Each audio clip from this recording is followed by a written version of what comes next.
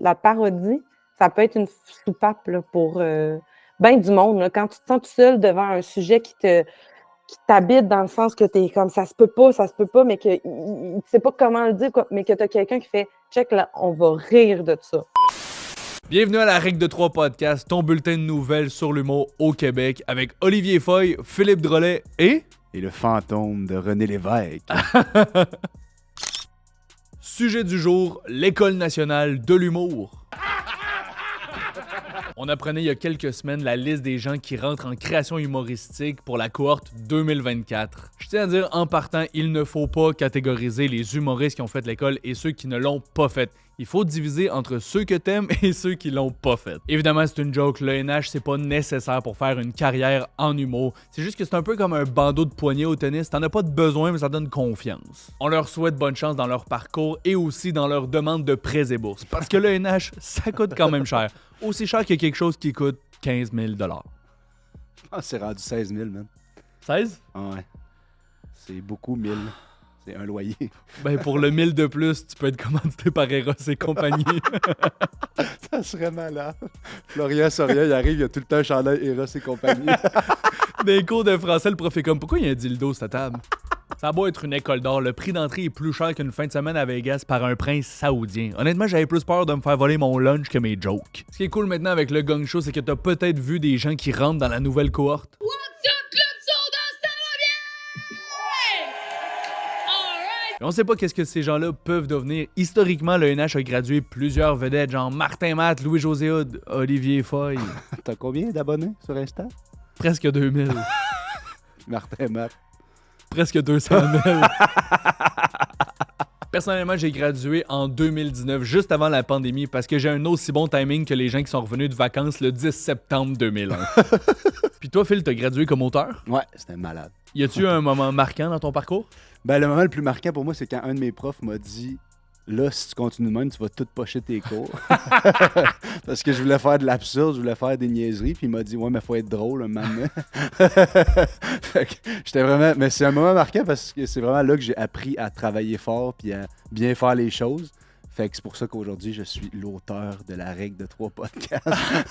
Ça a été malade que ce soit même pas un prof qui dit ça, c'est genre le concierge qui est comme « Force-toi, tabarnak! » Je ramasse tes devoirs à côté de la poubelle du prof. Finalement, j'étais pas au bon étage, j'étais la psy en bas qui était genre « C'était bien pas drôle, toi. » T'as clairement des problèmes, mais ils sont pas punchés. Toi, t'as-tu un moment marquant, mon chum? Mais moi, ce qui me fait rire, c'est que dans ma cohorte, Christine Morancy, elle a été acceptée. C'est chez elle qu'on a fait notre premier party de cohorte. Okay, puis juste après le party, elle a appelé l'ENH pour dire qu'elle voulait plus faire l'école. Je sais pas ce que j'ai fait dans ce party-là, mais elle voulait pas faire 2 ans avec moi. Je l'ai pété au ping-pong puis elle l'a pas pris. Elle vu Angelo Chiraldi rentrer, elle s'est dit « Oh no! » L'ascenseur va tout le temps être pris, quoi. Il y a le profil humoriste qui dure 2 ans et le profil auteur qui dure 1 an. Donc, quand t'es humoriste, tu passes 2 cohortes d'auteurs. Toi, tu trouves-tu qu'il y avait des différences entre les deux programmes, entre les deux programmes? Ouais, ben, c'est surtout dans l'extravagance. Là. Les humoristes, ils arrêtent pas de faire des jokes, ils jasent. Nous autres, quand on trouve de quoi drôle, on le note. Ouais.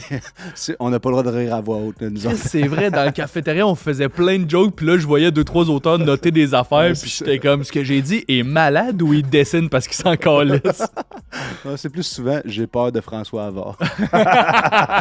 L'école, c'est pas ce que tu penses. C'est au 7e étage d'une tour à bureau, il y a 4 classes. Tu t'imagines le Buckingham Palace, c'est le petit château brun à la fin de Mario Bros. Puis le boss final, c'est que le monde de région comprenne tes blagues de métro. En plus, j'ai passé 2 ans à manger des champignons magiques. Puis les profs, ils te donnent toujours des bons tuyaux. Quand t'es prêt à l'École nationale de l'humour, tout ton entourage te pose des questions. La question qui revient le plus souvent, c'est « Est-ce que t'as rencontré Louis-José Hood? » Oui, il a déjà donné un café au bordel. On a connecté. Je pense que je travaille sur son prochain show. Ça, c'était ton highlight de ta carrière? Ouais. J'espérais qu'il paye crédit pour devoir y faire signer une facture. Les cours sont le fun, les gens sont smart, puis tu termines ça avec la cerise sur le Sunday, la tournée de l'École nationale de l'humour. C'est une 30aine de dates, puis honnêtement, c'est assez parce qu'à la fin, tu commences à être tanné d'être avec le même monde. Je me rappelle, je me suis fâché contre P.O. Forget parce qu'il m'a rien pris au team d'Alma. C'est-tu excusé? C'était-tu correct? Ouais, mais j'étais encore en tabarnak. Vous en reparlez-tu souvent? On se croise au bordel, j'étais comme, je t'avais demandé une roussette. L'école de l'humour a également une portée à l'international. Récemment, un petit groupe de diplômés sont allés faire une tournée en Europe, non seulement pour développer l'humour dans la francophonie, mais aussi pour aller reprendre les gags qui nous ont volés. Pascal Marino, merci d'être au podcast. Coucou! C'est full apprécié, merci de prendre de ton temps. Ben, un plaisir, un plaisir. Cette semaine, l'épisode tourne autour de l'ENH, la nouvelle cohorte qui rentre cette année. T'as fait l'école récemment, le programme humoriste. T'as gradué en quelle année? 2022. Donc déjà 2 ans. 2 ans déjà. Ça va bien. Yeah.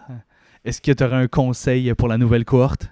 Oui, moi, absolument. Je dis ceux qui rentrent, allez chercher tout ce que vous pouvez aller chercher de chaque professeur, intervenant que vous allez croiser. Ça va peut-être pas tout vous parler, puis c'est pas grave, mais soyez pas fermés aux idées nouvelles et différentes. Peut-être que dans 5 ans, tu vas faire Ah, le prof de clown, c'est ça qu'il disait. Fait que, ouais, vas-y, all in, puis amusez-vous. T'sais, amusez-vous à découvrir peut-être, puis à repousser vos limites, je vous dirais. Voilà. Est-ce que tu as eu un cours préféré pendant ton parcours?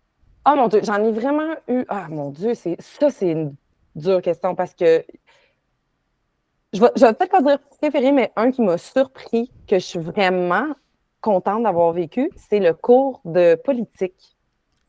Parce que c'est très théorique, mais c'est vraiment pratique de connaître quand même quelles sont les grandes lignées politiques, les grandes philosophies politiques, parce que veut pas, comme artiste, on va avoir des fois à se positionner, puis de comprendre quelles sont les racines de ces enjeux-là, c'est vraiment pertinent, puis de se développer une curiosité à faire des recherches sur l'actualité, même si tu vas faire un numéro sur la gomme Excel, c'est peut-être pas, mais il y a peut-être un aspect de ça qui va ressortir de l'actualité, de faire comme, attends un peu, il y a peut-être une joke qui va pouvoir servir, on sait jamais, tu sais. Fait que ça m'avait vraiment surpris. Je pensais pas du tout qu'on allait avoir un cours sur les grandes idéologies politiques.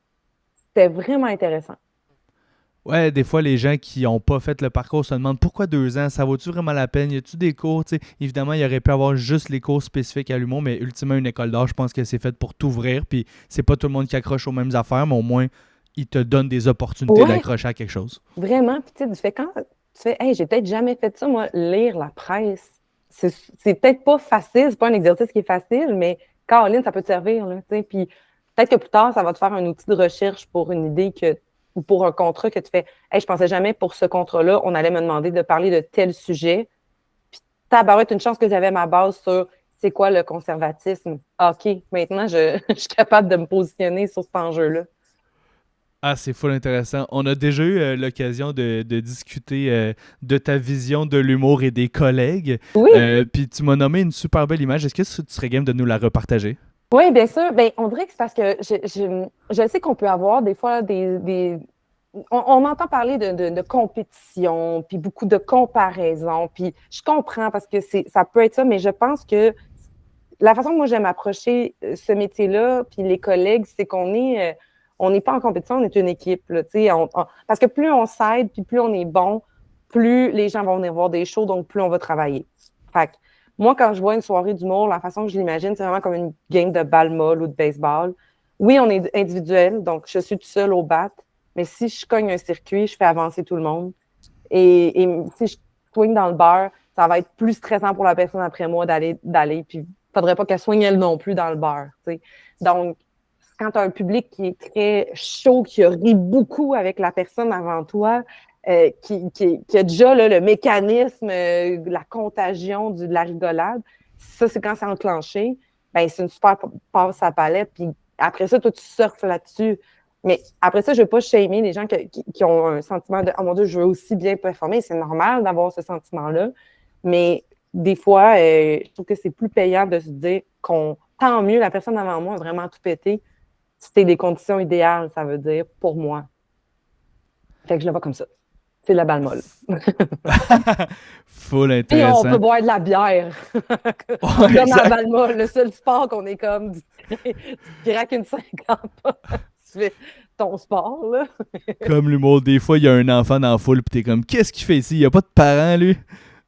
C'est exactement ça. Pareil. Euh, Souvent, l'ENH, c'est l'objectif de quelqu'un dans une carrière d'humour quand tu commences à faire des open mic. Quand tu as gradué, est-ce que ça a été difficile pour toi de nommer ou de trouver le nouveau sommet que tu voulais atteindre? Ben, c'est vraiment, je pense que c'est un des plus beaux métiers pour constamment te trouver de nouveaux objectifs. Parce que des fois, l'objectif, ça peut juste être ben, écrire un nouveau numéro. Ça peut être essayer de faire un nouveau sketch, un nouveau statut humoristique.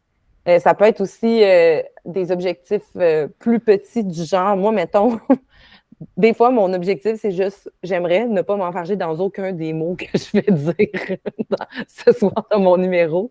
Puis il pourrait y avoir zéro rire si tous les mots sont sortis dans le bon ordre. C'est une victoire.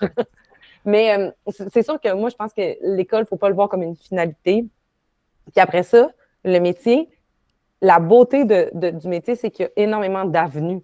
Puis l'école, c'est adapté dans sa formation. Donc peut-être que finalement, toi, ton but dans la vie, là, tu pensais que c'était un one-woman show. Finalement, tu réalises que Kim, j'aimerais ça faire la chronique radio, puis éventuellement animer un quiz télé, animer un talk show.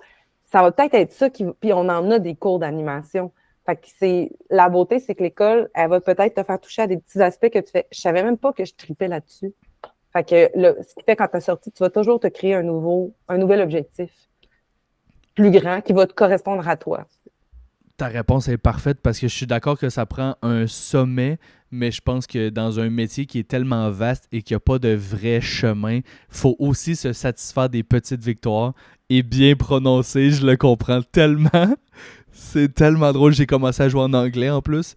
Puis j'avais un show hier, puis j'étais comme, j'ai réussi à dire plein de mots. Oh wow! Competition. Competition. Moi, c'est un mot que j'ai de la misère à dire. Competition. Je te trouve dur. C'est trop drôle. Et puis récemment, justement, avec un petit groupe de collègues, tu es allé en Europe pour faire des shows avec l'ENH. C'était organisé par Louise Richer. C'était comment le choc de culture au niveau du public? Hey, c'est vraiment intense. Pour vrai, je pensais pas que ça allait être aussi intense. J'avais fait des shows d'impro, des tournées en Europe. Mais j'ai l'impression que quand tu joues des situations, qu'on est dans la réaction, il y a quelque chose qui est peut-être plus universel. Là, c'était vraiment, je réalisais que, un peu de, comme on disait, là, avec la prononciation, je ne suis pas comprise. OK.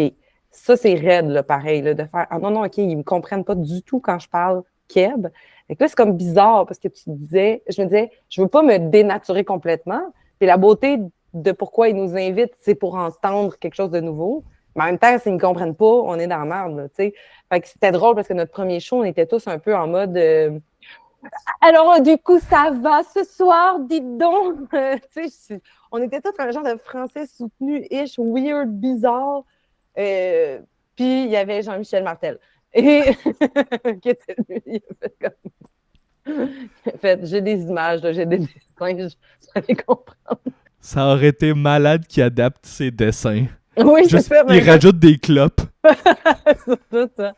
Fait que ça a été un bon travail, un bon défi d'adaptation de texte et d'adaptation de rythme. Ça, c'est bizarre. Quand tu fais depuis des semaines, des mois, un numéro, puis que tu as seté ton rythme au Québec qui est. À un moment donné, il faut que je fasse une coche, fait que mais là, tu fais, je peux pas. Fait que je vais le redécouvrir, ce numéro-là, en étant comme 4 fois plus lente dans mon rythme, dans ma livraison. Comme, OK, tout le monde est avec moi. OK. Est-ce que tu sens que tu étais quasiment plus incarné? Bien, c'est ça, c'est que par bout, ça fait, hey, c'est plus calme. Sais-tu quoi? Je dépense moins d'énergie puis je me fais comprendre quand même. Parce que moi, je suis pas nerfs en esti sur une scène. Fait que des fois, de ralentir, là, ça fait du bien à tout le monde. C'est comme, de grâce, fais-nous. Calme-toi, madame. T'as un micro, ça te règle, tu sais. Des fois, ouais, faudrait que je me calme. t'as parlé d'impro. Moi, avant même qu'on se croise dans les soirées d'humour, j'avais entendu ton nom dans les soirées d'impro et tout. Je savais que t'as joué dans les grandes ligues. Est-ce que tu penses que... Évidemment, je pense que ton bagage d'impro t'a servi au stand-up. Est-ce que tu fais encore de l'impro? Est-ce que le stand-up t'aide aussi en contrepartie? C'est quoi la relation entre les deux? Oui, vraiment, moi j'aime beaucoup cette discipline-là. J'espère pouvoir en faire tout le temps parce que c'est un muscle qu'on doit entretenir, hein, qui peut se perdre ou se rouiller. Euh, ça m'a servi puis ça m'a nui dans certains. Quand j'ai eu de la misère à un moment donné parce que je faisais comme des liens puis j'oubliais que c'est quand même deux médiums différents. C'est-à-dire que ça m'a servi l'impro à ne pas trop paniquer quand je fais des numéros puis que ça va moins bien, puis à pouvoir sortir tout ça. Mais je pense que mon côté, ça m'a fait j'ai eu de la misère à accepter que le stand-up, c'est un dialogue direct avec le public, parce que moi, l'impro, ça a toujours été, il y a quand même, à quelque part, un quatrième mur, là, tu sais. Fait que on dirait que la notion de non, je vous parle, là, c'est à vous que je vous parle. Ça m'a pris un temps avant de vraiment l'assimiler. Puis je peux pas dire que j'ai encore tout à fait mis le doigt dessus, là. Je pense que j'ai des réflexes d'impro qui sont je parle, je sais que le public est là, mais je ne l'inclus pas tout à fait. Alors qu'au contraire, en stand-up, inclus-le. Puis en impro, ben, des fois, j'avais le réflexe de faut que ce soit drôle, genre comme 14 secondes, hein? Fait que ça nuisait à l'écriture d'une histoire parce que mes petits micro-punch ralentissaient l'écriture du très gros méga-punch de revirement de situation. Fait que j'étais comme un petit moment de faut que je me réadapte, que c'est deux affaires différentes, mais qui peuvent me servir dans l'une et l'autre des disciplines. C'est une réponse tellement parfaite. Je comprends tellement ce que tu veux dire, pour vrai. Puis moi, tu t'as nommé le dilemme dans lequel je suis parce qu'il y a des sujets personnels, c'est plus facile de te sentir que tu parles au public parce que comme tu te livres puis tu sens que le monde connecte. Mais après, c'est plus tough réappliquer ça quand c'est des sujets un peu plus banals ou des numéros qui ont été écrits avant que tu comprennes cet élément-là. Oui, puis là, d'appliquer cette connexion-là dans des vieilles jokes, c'est un autre défi aussi. Oui, vraiment, vraiment. Totalement. Totalement. Oui, c'est... Mais c'est ça qui est beau, tu vois, c'est qu'on va toujours l'apprendre, ce métier-là. Il n'y a pas de fin d'apprentissage, tu sais. C'est full intéressant. Je voulais qu'on parle évidemment de ton projet avec Magali Saint-Vincent, qui a commencé avec seulement des extraits, si je ne m'abuse, puis maintenant le Golden Top G est rendu officiellement un podcast. Oui, oui, ben c'est ça, c'est que, tu sais, les réseaux sociaux, on sait ce que c'est, là, c'est des lignes à l'eau, là. On fait de quoi, puis on ne sait pas qu'est-ce qui va mordre ou qu'est-ce qui ne va pas mordre. Je pense que un peu ce que tu disais là, sur les numéros, quand ça part vraiment d'une vérité puis d'un état de... Moi, ça, ce discours-là masculiniste, ça fait des années que je l'entends, puis ça fait des années que je me sens très impuissante face à ça. Et quand j'ai vu que ça prenait non seulement de l'ampleur aux États-Unis, en Europe, puis là, ça s'en vient ici, on dirait que j'ai été habitée par un gros « what the fuck ». Puis on dirait que la parodie, c'est comme révélé naturellement. Et c'est là qu'on a commencé par faire un premier enregistrement avec Magali en se disant, ben, pour reprendre un peu ce qu'on voyait de tous ces podcasts-là de partout, c'est des courts extraits très choquants qui disent on veut du clickbait, on veut du sensationnalisme. Puis après ça, on va faire une vidéo qui dit c'était hors contexte. Fait que là, on s'était dit, ben parfait, OK, on va faire ça, on va parodier ça. Puis moi, dans ma tête, après 2, peut-être 3, ce sera ça, tu sais. Mais l'engouement que ça a suscité, puis non seulement l'engouement dans le sens que les gens étaient comme « Ah, c'est drôle », mais l'engouement dans « Hey, merci », parce que on s'en doute pas, des fois, que la parodie, ça peut être une soupape là, pour ben du monde. Là. Quand tu te sens tout seul devant un sujet qui t'habite dans le sens que tu es comme « Ça se peut pas », mais que tu sais pas comment le dire, mais que tu as quelqu'un qui fait « Check, là, on va rire de ça ». C'est tellement absurde, on va le rire. On va le ridiculiser. Fait que, ouais, je pensais pas. Puis là, ben, finalement, on a vu le pouvoir de ce duo humoristique-là. Puis là, on a commencé à aller dans d'autres sujets aussi qui nous habitent. On a parlé d'homophobie avec Roxane Bruno. On a parlé du mouvement de Tradwife avec Gisèle Lullaby. On a récemment sorti un épisode avec Coco Béliveau puis Liliane Blanco-Binette, où on voit en ce moment une grande montée du christianisme, puis la manipulation du discours religieux, puis torsionner la spiritualité pour aller finalement manipuler des gens. Fait qu'on n'attaque pas que les podcasts masculinistes, on a une ouverture sur bien des sujets aussi. Je trouve que ce que tu viens de dire nous ramène bien à ta première réponse, c'est-à-dire que le cours de politique t'amène à une certaine conscience et le format que vous rendez ultimement, c'est de l'humour. Toute cette conscience-là sert l'humour. C'est purement drôle. Tous vos extraits, j'aime ça. Fait qu'encore merci pour ton temps, Pascal. Et puis si je peux te dire une petite affaire aussi par rapport à l'ENH, que je trouve qui est super important, c'est qu'il faut vraiment le voir comme un grand laboratoire. Puis, parce que je repense à moi, comment j'ai vu l'école de théâtre versus l'école de l'humour. Puis quand je suis arrivée à l'école de l'humour, c'est vraiment, je me suis dit, je vais essayer tout all-in. Puis c'est sûr que je réussirai pas tout, mais je vais au moins l'essayer. Puis c'est dans un environnement qui est sécuritaire, qu'il n'y a pas de catastrophe majeure si ça marche pas, qu'il va y avoir un apprentissage assurément après chaque exercice. Fait que ceux qui ont l'idée d'aller suivre, que ce soit les cours du soir, que ce soit la formation complète de 2 ans, je pense qu'il faut le voir comme un lieu d'exploration, puis de se sortir de ses souliers, puis de ses pantoufles, puis de faire...